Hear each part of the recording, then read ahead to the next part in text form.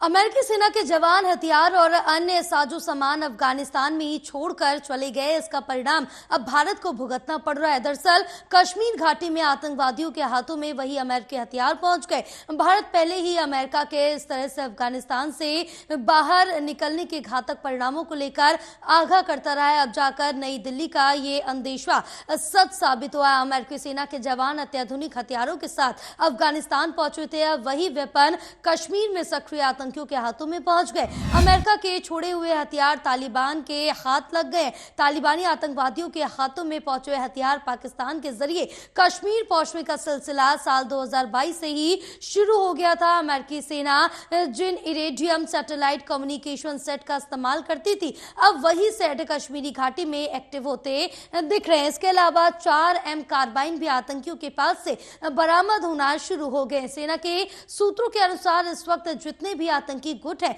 उनके पास AK-47 rifle और M4 carbene है। M4 कार्बाइन से सेना की गाड़ियों पर हमले किए जाते हैं। बताया जाता है कि इससे स्टील बुलेट फायर किया जाता है। ऐसे में जो वाहन बुलेट प्रूफ नहीं होते उसमें इससे कॉपर बुलेट के मुकाबले आसानी से छेद किया जा सकता है। साथ ही रिपोर्ट के अनुसार अमेरिकी सेना जब अफगानिस्तान से गई तो उस वक्त $7 बिलियन से ज्यादा कीमत के जो हथियार है और अन्य साजो सामान है वहीं छोड़कर चल दिए थे। इसमें 3,16,000 से ज्यादा छोटे हथियार, 26,000 हैवी वेपन शामिल थे, जिनमें M24 sniper, M4 carbine, M16E4 rifle, M249 machine gun, AMD rifle, M4A1 carbine, M16E2A4 assault rifle जैसे हथियार शामिल थे। अमेरिकी सेना $48 मिलियन और इसके साथ ही $1,05,337 जिंदा कारतूस भी अफगानिस्तान में ही छोड़ गए।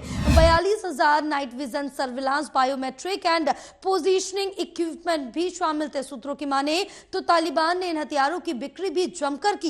इनमें से एक M4 कार्बाइन को $2,400 तो एक AK-47 130 को डॉलर में बेचा गया है। नाइट विजन कैमरे की बिक्री $500 से $1,000 में की गई।